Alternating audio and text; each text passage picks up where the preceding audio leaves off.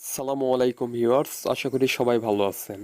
অন্যান্য দিনের মতো খাদাইল আর্যটাস চ্যানেল থেকে নতুন একটি ভিডিও নিয়ে আমি আর্য রকি আপনাদের মাঝে চলে আসলাম। অনলাইনে ট্রেনের টিকিট কাটার পাশাপাশি আপনি চাইলে বাসেরও টিকিট কাটতে পারেন। তো বাসের টিকিট কিভাবে কাটবেন আজকের ভিডিওতে দেখাবো। আপনারা বলতে পারেন ট্রেনের টিকিট কাটার জন্য রেলওয়ের ওয়েবসাইটে গিয়ে আমাদের টিকিট কাটতে হয়, তো বাসের জন্য আমরা কোন ওয়েবসাইটে গিয়ে টিকিট কাটবো? তো সব কিছুই আজকের ভিডিওতে ক্লিয়ার করে দেব। কোন ওয়েবসাইটে যেতে হবে, কিভাবে বাসের টিকিট কাটতে হবে দেখাবো। আর আজকের ভিডিওটি যদি আপনারা কন্টিনিউ করেন, খুব সহজে আপনার হাতে থাকা স্মার্টফোন দিয়ে ঘরে বসে বাসের টিকিট কাটতে পারেন। তো ভিডিও শুরু করার আগে আপনাদের কাছে ছোট্ট একটি রিকোয়েস্ট, ভিডিওটি যদি ইউটিউব থেকে দেখে থাকেন অবশ্যই চ্যানেলটি সাবস্ক্রাইব করে এ পরিবারের সদস্য হয়ে যাবেন। অলরেডি যারা সাবস্ক্রাইব করেছেন তাদেরকে অসংখ্য ধন্যবাদ। আর ফেসবুক পেজ থেকে ভিডিওটি দেখে থাকলে পেজটি ফলো করে পাশেই থাকবেন। ওকে, তো কথা না বাড়িয়ে চলে যাচ্ছি আজকের মেন ভিডিওতে।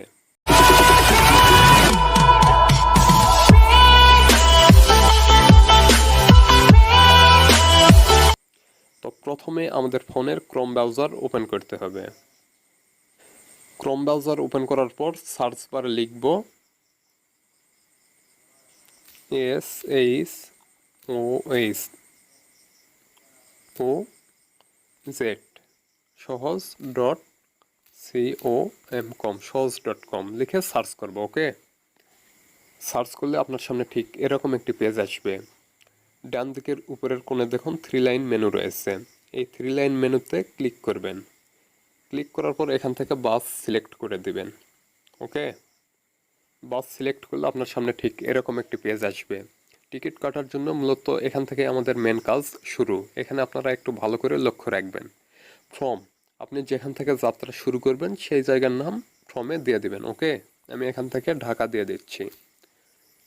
তো আপনি যেখান থেকে যাবেন আপনি সেই জায়গার নাম দিয়ে দিবেন। ওকে, টু, যেখানে যাবেন সেই লোকেশনটি এখানে দিয়ে দিবেন, অর্থাৎ সেই জায়গার নাম দিয়ে দিবেন। আমি এখান থেকে নওগাঁ দিয়ে দিচ্ছি, দিয়ে দিলাম। এখান থেকে তারিখ, আপনি কোন তারিখে যাবেন সেই তারিখ এখানে দিয়ে দিবেন। আমি এখান থেকে 30 তারিখ দিয়ে দিচ্ছি। তারিখ দেওয়ার পর নিচে দেখুন ডেট অফ রিটার্ন, এটা অপশনাল। যদি আপনি রিটার্ন টিকিট কাটতে চান তাহলে আপনি এখান থেকে এটা সিলেক্ট করে দিবেন, কোন তারিখে নেবেন সেটা দিতে পারেন, আর না নিলে দরকার নেই। তো আমরা এখান থেকে সার্চ করব। ওকে,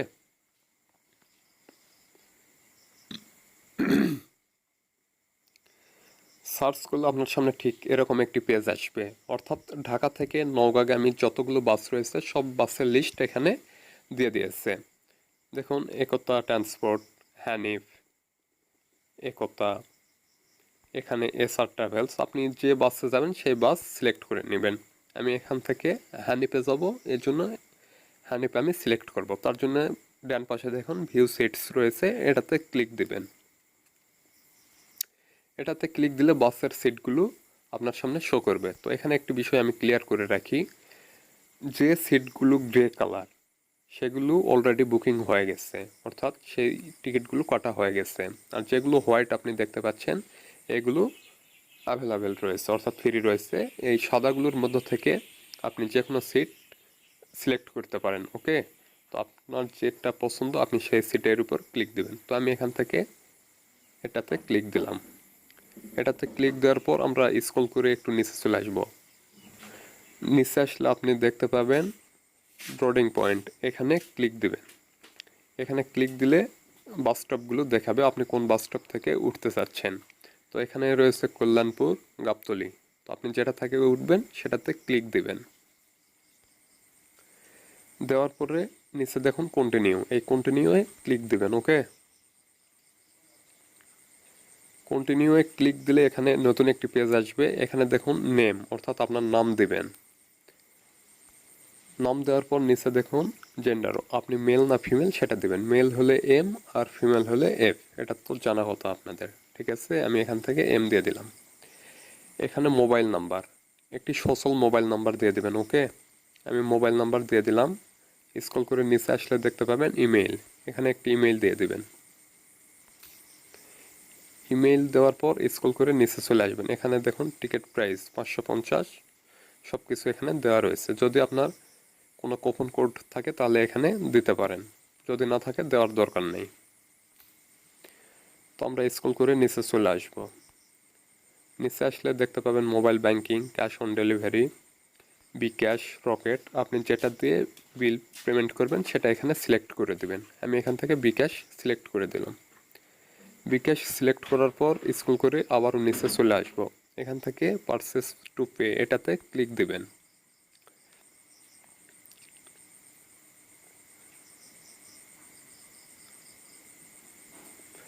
ক্লিক দেওয়ার পর আপনার সামনে ঠিক এরকম একটি পেজ আসবে। আপনি এখান থেকে আপনার বিকাশ নাম্বার দিয়ে দিবেন। ওকে, আমি আমার নাম্বার দিয়ে দিচ্ছি। নাম্বার দেওয়ার পরে এখান থেকে কনফার্ম করে দিবেন। কনফার্ম করে দিলে আপনার বিকাশ নাম্বারে 6 ডিজিটের ভেরিফিকেশন কোড যাবে, সেটা এখানে দিতে হবে। এখান থেকে